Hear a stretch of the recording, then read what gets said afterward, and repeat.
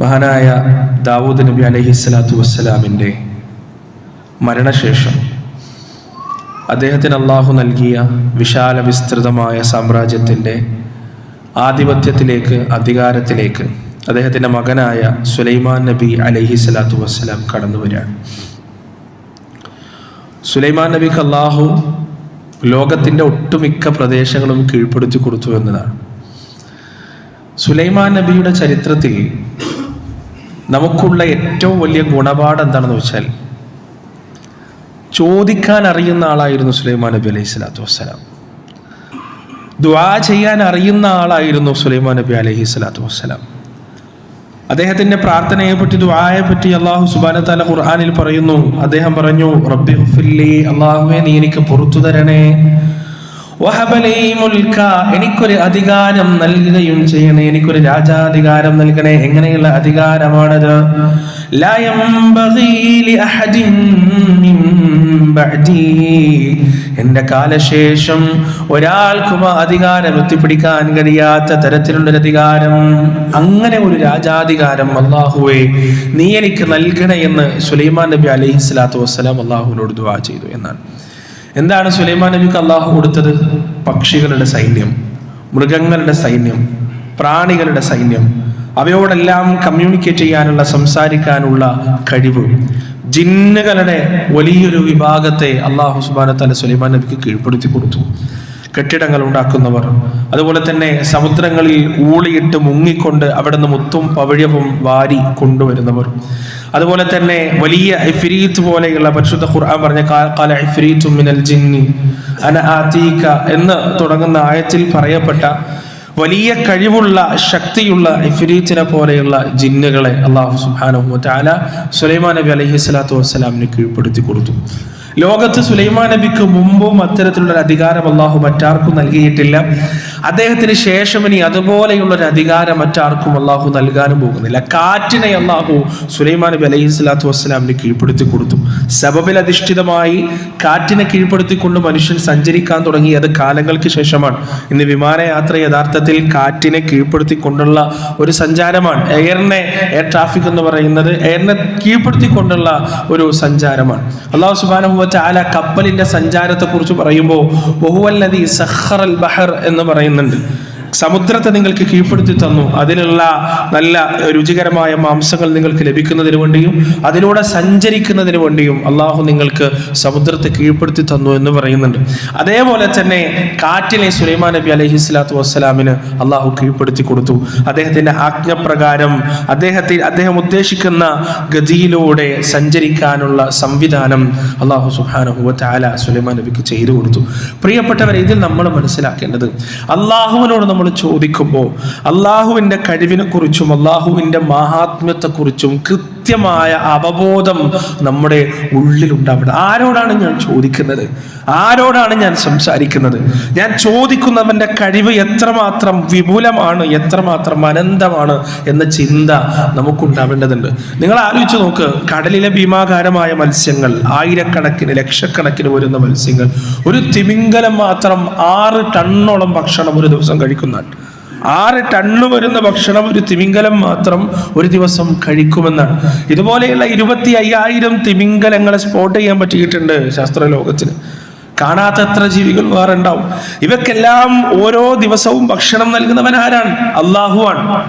ഏതെങ്കിലും ഒരു ചാരിറ്റി സൊസൈറ്റിക്ക് എന്തെങ്കിലും ഒന്ന് കൊടുത്തു കഴിഞ്ഞാൽ, മാസത്തിൽ എന്തെങ്കിലും ചെറിയൊരു സംഭാവന എന്തെങ്കിലും കൊടുത്തു കഴിയുമ്പോൾ നമ്മുടെ കൂട്ടത്തിലുള്ള ഇടയിലുള്ള ചില ആളുകളുടെ നെഗളിപ്പ് കണ്ടാൽ നമ്മൾ അത്ഭുതപ്പെട്ടു. അള്ളാഹു എത്ര ജീവികളെയാണ്, എത്ര ഭീമാകാരന്മാരായ, എത്ര ഭയാനകന്മാരായ, എത്രമാത്രം സോസ് ആവശ്യമുള്ള, ഈ തീറ്റ ആവശ്യമുള്ള ജീവികളെയാണ് റബ്ബ് സുബ്ഹാനഹു വ തആല ഓരോ ദിവസവും തീറ്റിപ്പൊറ്റിക്കൊണ്ടിരിക്കുന്നത്, അവർക്ക് അന്നം നൽകിക്കൊണ്ടിരിക്കുന്നത്, ഭക്ഷണം നൽകിക്കൊണ്ടിരിക്കുന്നത്.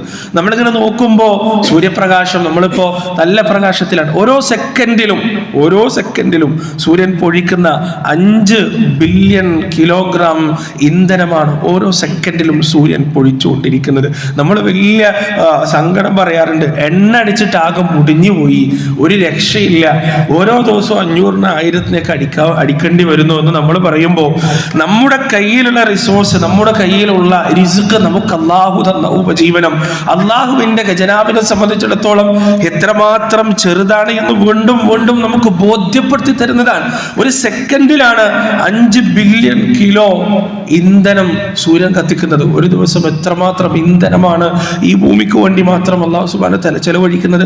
അതുപോലെയുള്ള എത്ര നക്ഷത്രങ്ങളാണ്, സൂര്യൻ താരതമ്യേന ചെറിയ നക്ഷത്രമാണ്, അതുപോലെയുള്ള എത്ര നക്ഷത്രങ്ങളാണ് പ്രിയപ്പെട്ടവരെ ആകാശത്ത് ഇങ്ങനെ കത്തിജ്വലിച്ചു കൊണ്ടിരിക്കുന്നത്. എത്ര ബില്യൺ ടൺ കണക്കിന് ഇന്ധനമാണ് ഓരോ ദിവസവും ചെലവായിക്കൊണ്ടിരിക്കുന്നത്. എന്നാൽ അള്ളാഹുവിന്റെ ഖജനാവിൽ ഈ ചെലവഴിക്കലുകൾ കൊണ്ട് എന്തെങ്കിലും ഒരു കുറവുണ്ടാവുന്നുണ്ടോ? എന്തെങ്കിലും ഒരു മാറ്റം ഉണ്ടാകുന്നുണ്ടോ? ഇല്ല. ഇവിടെയാണ് അള്ളാഹുവിന്റെ മഹാത്മ്യത്തെ നമ്മൾ തിരിച്ചറിയേണ്ടത്. അള്ളാഹുവിന്റെ ഖജനാവിനെ നമ്മൾ തിരിച്ചറിയേണ്ടത്. നമ്മുടെ കുറച്ച് കടങ്ങൾ, ലക്ഷങ്ങൾ മാത്രം വരുന്ന അല്ലെങ്കിൽ കോടികൾ വരുന്ന നമ്മുടെ കടങ്ങൾ അള്ളാഹുവിനെ സംബന്ധിച്ചിടത്തോളം എത്രയോ നിസ്സാരമാണ്. നമ്മുടെ ആവശ്യങ്ങൾ, നമ്മുടെ ആഗ്രഹങ്ങൾ അള്ളാഹുവിനെ സംബന്ധിച്ചിടത്തോളം എത്രയോ നിസ്സാരമാണ്. നമ്മൾ അത് തിരിച്ചറിയണം.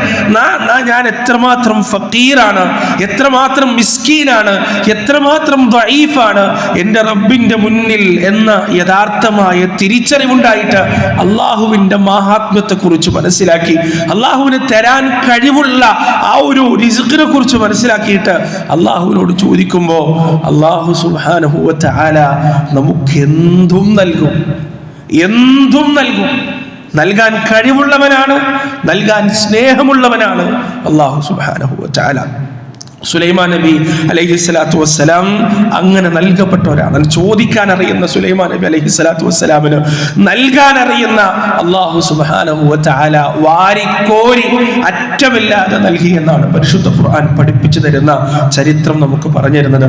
അദ്ദേഹത്തിന്റെ കാലത്തിന് ശേഷം ജൂതന്മാരുടെ കയ്യിൽ നിന്ന് മെല്ലെ മെല്ലെ ഫലസ്തീനിന്റെ, ഇസ്രായേലിന്റെ അല്ലെങ്കിൽ ഫലസ്തീൻ ആ ഖുദ്സിന്റെ ഭൂമിയുടെ അവകാശം, അധികാരം നഷ്ടപ്പെട്ടു പോവുകയാണ്. പിന്നീട് അവിടെ റോമാ സാമ്രാജ്യം കുടിയേറുന്നു. ആ റോമാ സാമ്രാജ്യം അവിടെ ഭരണത്തിലുള്ള സമയത്താണ് മഹാനായ ഈസാ നബി അലൈഹിസ്സലാത്തു വസ്സലാം, അതുപോലെ തന്നെ അദ്ദേഹത്തിന്റെ മുന്നേ സക്കരിയ നബി അലൈഹിസ്സലാത്തു വസ്സലാം, മറിയം ബീവി ഇവരുടെയൊക്കെ വരവുണ്ടാവുന്നതും സംഭവബഹുലമായ ചരിത്ര മുഹൂർത്തങ്ങൾ ഈ ഖുദ്സിന്റെ ഭൂമിയിൽ ഉണ്ടാകുന്നതുമെല്ലാം റോമാ സാമ്രാജ്യം ഖുദ്സ് ഭരിച്ചുകൊണ്ടിരിക്കുന്ന സമയമാണ്.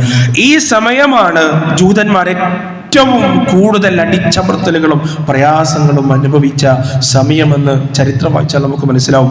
5 ലക്ഷത്തിലധികം ജൂതന്മാരാണ് ആ കാലഘട്ടത്തിൽ കൊല്ലപ്പെട്ടത്.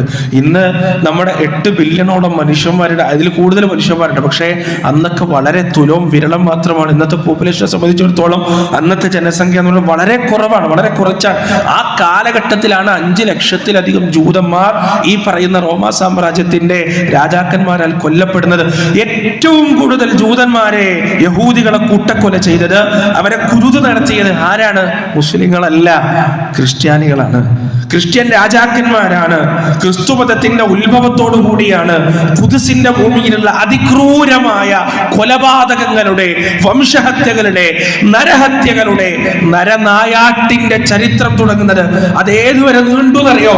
2ാം ഖലീഫ മഹാനായ ഉമർ ഇബ്നുൽ ഖത്താബ് റളിയല്ലാഹു അൻഹു, ഉമറുൽ ഫാറൂഖ് റളിയല്ലാഹു അൻഹു മനുഷ്യത്വത്തിന്റെ സന്ദേശവുമായി, നീതിയുടെ, സമത്വത്തിന്റെ, വിമോചനത്തിന്റെ സന്ദേശവുമായി ഖുദ്സിന്റെ ഭൂമിയെ കുളിരണിയിപ്പിച്ചുകൊണ്ട് കാലുകുത്തിയ ആ നിമിഷം മാത്രമാണ് പ്രിയപ്പെട്ടവരെ, ആ ദിവസം മാത്രമാണ് നീതി നിഷേധിക്കപ്പെട്ട, അടിച്ചമർത്തപ്പെട്ട, അടിമവൽക്കരിക്കപ്പെട്ട, പാർശ്വവൽക്കരിക്കപ്പെട്ട യഹൂദികൾക്ക് നീതി തിരിച്ചു കിട്ടിയിട്ടുണ്ടെങ്കിൽ അത് മഹാനായ ഉമർ ഇബ്നുൽ ഖത്താബ് റളിയല്ലാഹു അൻഹുവിന്റെ ഭരണത്തോടുകൂടിയാണ് എന്ന് നമുക്ക് അറിയാൻ സാധിക്കും, വായിക്കാൻ സാധിക്കും. ഏതായാലും അതുമായി ബന്ധപ്പെട്ട സംഭവബഹുലമായ ചരിത്രങ്ങൾ റളിയല്ലാഹുവിന്റെ ജീവിതത്തിലെ നമ്മെ കരയിപ്പിക്കുന്ന, നമ്മുടെ ഹൃദയത്തെ കീഴടക്കി കളയുന്ന, നമ്മുടെ ചങ്കിൽ തറക്കുന്ന ഒരുപാട് മുഹൂർത്തങ്ങളുണ്ട്. അതുമായി ബന്ധപ്പെട്ട സംഭവങ്ങൾ ഇൻഷാ അല്ലാഹ് അടുത്ത ആഴ്ച നമുക്ക് പറയാം. സുഖമില്ലാത്തത് കാരണം ശരിയായ രീതിയിൽ സംസാരിക്കാനുള്ള ബുദ്ധിമുട്ടുണ്ട്. അല്ലാഹു സുബ്ഹാനഹു വ തആല നമ്മെല്ലാം എല്ലാ അസുഖത്തിൽ നിന്നും കാത്തുരക്ഷിക്കുമാറാകട്ടെ. നമുക്ക് ബാധിച്ച അസുഖങ്ങളിൽ നിന്നുമെല്ലാം അല്ലാഹു സുബ്ഹാനഹു വ തആല നമുക്ക് എത്രയും പെട്ടെന്ന് ശിഫ നൽകുകയും ചെയ്യുമാറാകട്ടെ. ونستغفر الله لي ولكم وعن جميع المسلمين أجمعين فاستغفروه إنه هو الغفور الرحيم.